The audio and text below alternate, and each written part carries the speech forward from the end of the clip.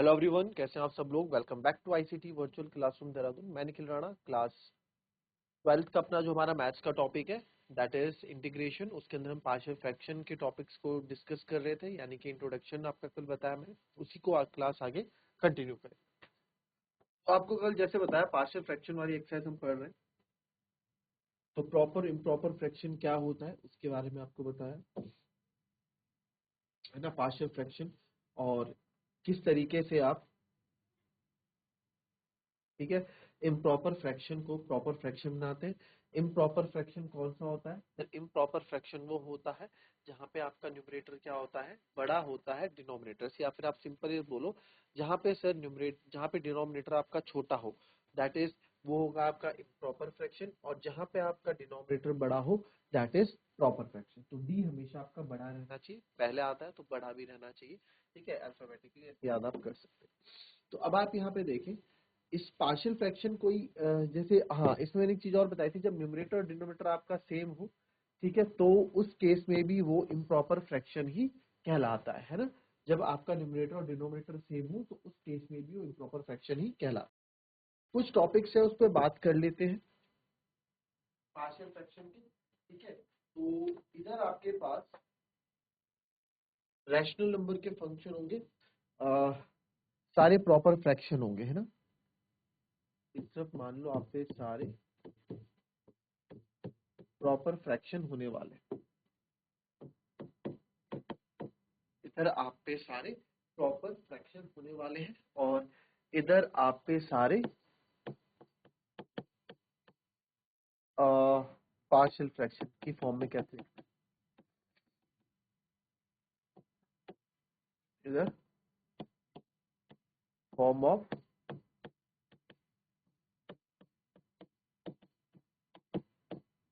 Partial fraction में आप कैसे लिखेंगे। तो जैसे कि अगर यहाँ पे मान लो पर कोई हमारे पास कोई पी एक्स प्लस क्यू यानी कि कोई इक्वेशन है, इक्वेशन होगी और नीचे एक्स प्लस माइनस ए, एक्स प्लस माइनस बी, कुछ भी प्लस ए प्लस बी हो सकता है।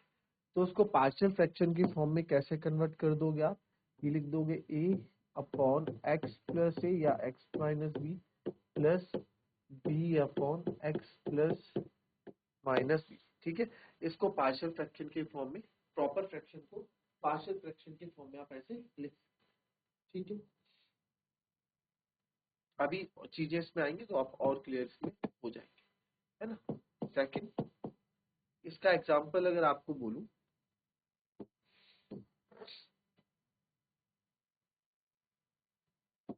एग्जाम्पल आपको अगर दूं तो एग्जाम्पल कुछ ऐसा आप ले लें, एक का एग्जाम्पल दूंगा बस, x plus 1 upon x plus 5 और x माइनस 10 या x प्लस 10 कुछ भी है, तो उसको आप लिख सकते हो a upon x plus 1 plus b upon x plus या x माइनस 10,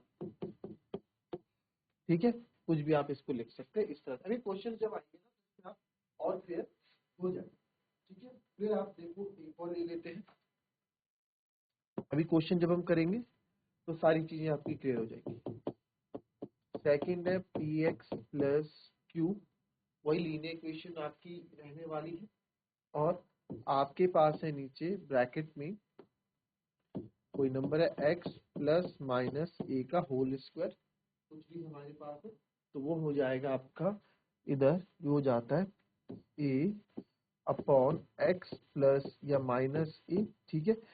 ए एक्स प्लस ए का स्क्वायर है ना, तो एक बार ए के साथ होगा और एक बार बी के साथ होगा, बट बी के साथ ये स्क्वायर में ही खत्म करेगा, ठीक है।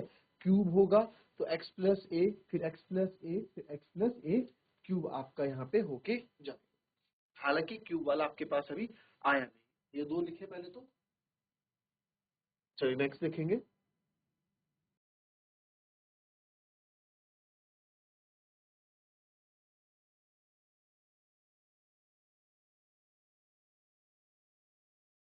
P x cube plus q x plus r upon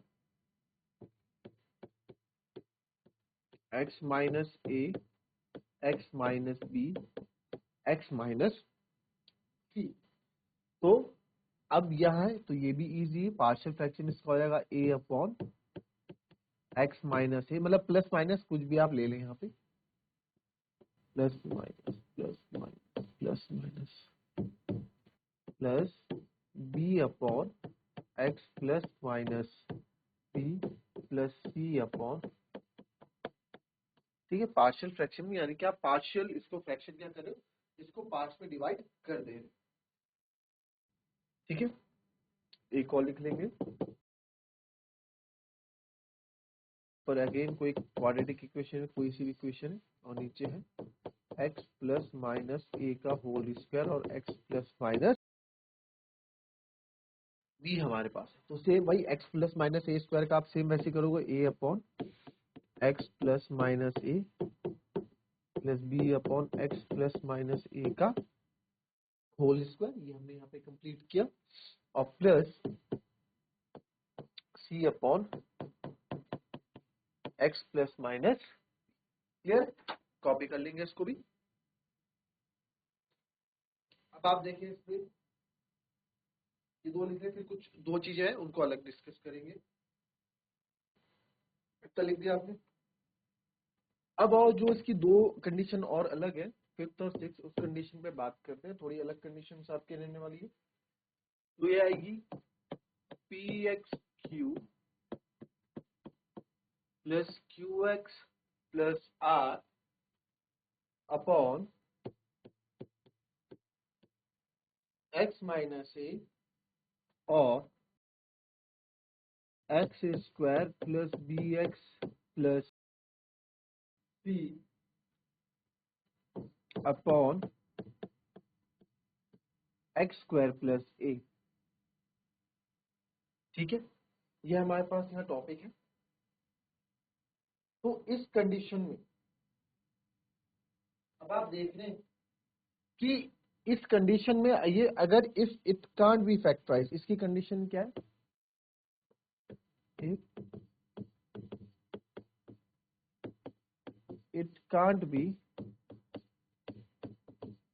factorise, कि सर अगर ये फैक्टराइज नहीं हो सकता, अगर ये फैक्टराइज नहीं हो सकता, या फिर ये एक्स स्क्वायर प्लस ए जो आप बोल रहे हो या इस फॉर्म में हो, एक्स स्क्वायर प्लस ए भी आपका फैक्टराइज, क्योंकि देखो एक्स स्क्वायर माइनस 4 है, इसके फैक्टर मैं निकाल सकता हूँ x plus 2 x minus 2, but x square plus 4 है तो इसके फैक्टर हम नहीं निकाल सकते।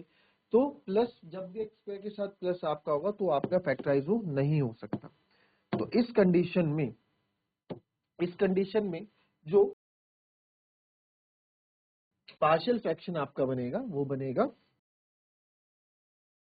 a अपॉन एक्स माइनस ए या एक्स प्लस ए जो भी आगे होगा, प्लस या a plus b x plus c upon, इसमें आप क्या करेंगे, जो बी एक्स प्लस सी है इसके नीचे कौन सा आएगा, x square plus b x plus c वाला जो फैक्टराइज नहीं हो सकता वाला टर्म इसके नीचे आएगा एक्स स्क्वायर प्लस ए, ठीक है, आई बात समझ, ठीक है। तो दोनों ही आपके सेम, अगर या फिर ऐसा होता, अगर ये या कुछ ऐसा होता, और इसको मैं लिख दूं कि सर ये कुछ ऐसा होता, p x square plus q x plus r आपके पास है, और अपॉन ये कुछ ऐसा होता कि x square plus b x plus c आपके पास पहले होता, या और एक्स स्क्वायर प्लस ए आपके पास पहले होता, और इधर होता एक्स माइनस ए या एक्स प्लस ए कुछ भी यहाँ पे होता।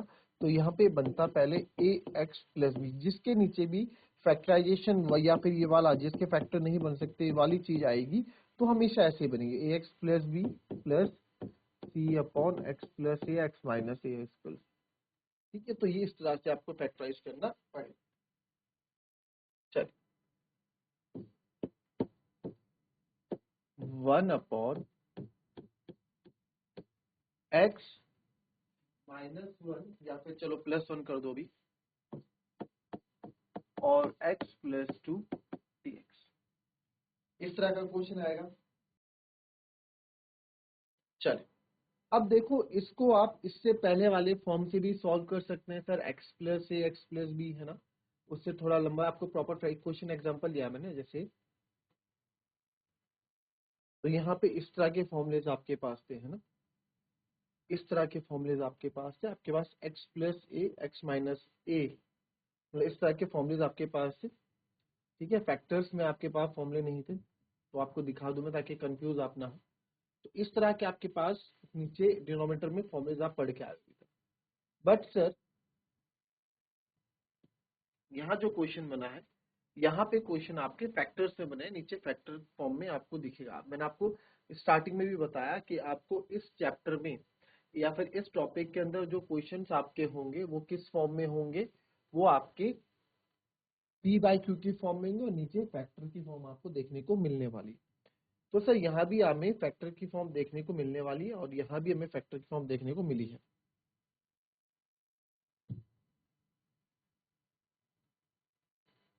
ठीक है, तो दैट मीन्स ये पार्शियल फ्रैक्शन से हो जाएगा, ये तो पक्के से है कि पार्शियल फ्रैक्शन से यहाँ से हम इसको कर लेंगे। तो देयरफॉर अभी पार्शियल फ्रैक्शन यूज करने से पहले मैं लिख सकता हूँ 1 अपॉन एक्स प्लस वन और एक्स प्लस टू को हम लिख सकते हैं sir a upon x plus one plus b upon x plus two में इसको लिख सकता हूँ कि नहीं लिख सकता हूँ, लिख सकता हूँ। ठीक है, ए और बी इसको हम लिख सकते हैं।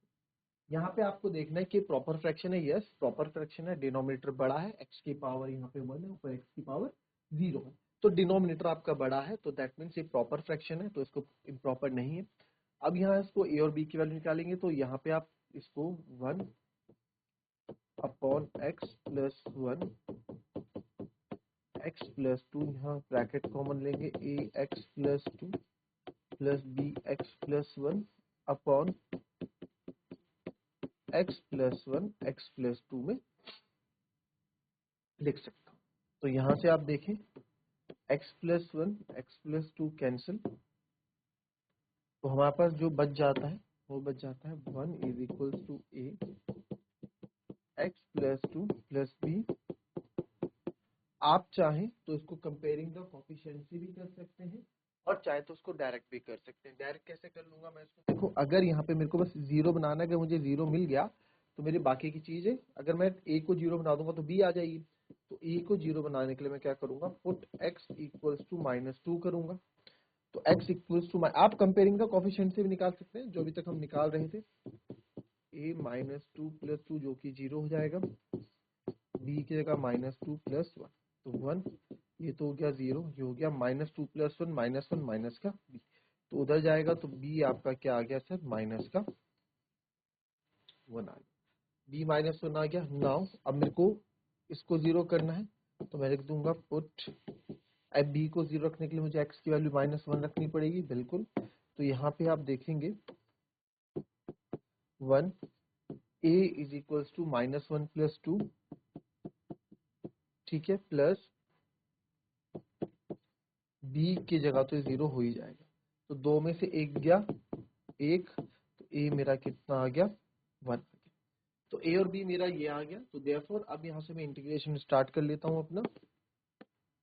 ठीक है, घबराने वाली बात नहीं है, क्वेश्चन इजी है। तो देयरफॉर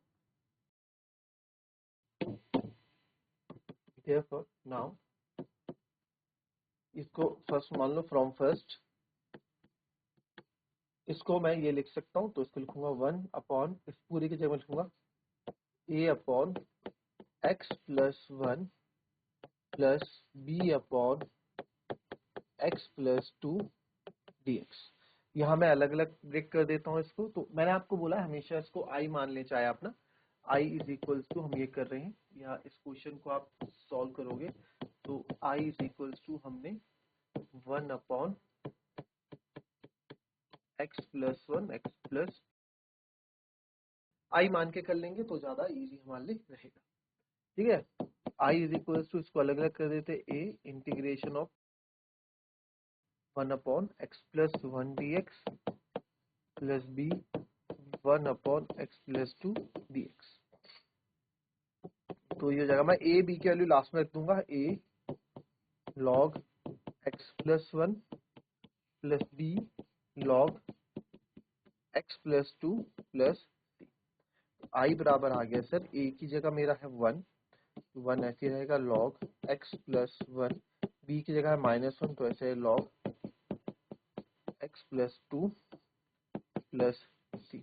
तो log m minus log n, answer आप यहाँ भी छोड़ सकते हैं, otherwise log m minus log n होता है लॉग m अपॉन एन, तो आप लिखो log x plus 1 upon x plus 2 plus सी।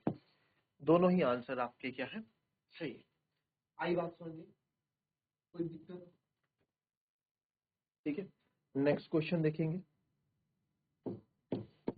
इंटीग्रेशन आपके पास आ गया done by partial fraction x square minus 9 dx। ठीक है, पार्शियल फ्रैक्शन की मदद से आप इस क्वेश्चन को करो। तो पार्शियल फ्रैक्शन की मदद से इस क्वेश्चन को करना है, तो किस तरीके से पार्शियल फ्रैक्शन से इस क्वेश्चन को करने वाले हैं हम, आइए देखते हैं। तो यहाँ पे देखेंगे सर, इसको मैं लिख सकता हूँ x square minus 3 square dx, तो ये आएगा 1 अपॉन ए प्लस बी ए माइनस बी dx। ठीक है, तो इसको हमने आई लेट यहाँ पे कर लिया। तो अब मैं पार्शियल फ्रैक्शन है तो मुझे पता है जब इस तरह के 1 upon x plus 3 x minus 3 तो इसको लिखूंगा ए अपॉन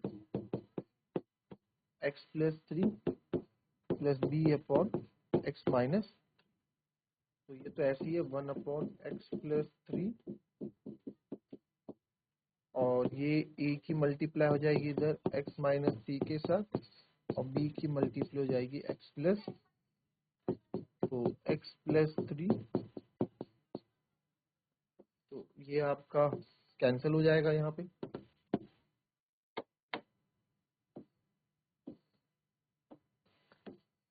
तो अब आप यहाँ पे देखिए, तो यहाँ पे जो मेरे पास बचेगा again 1 is equals to a x minus 3 plus b x plus 3।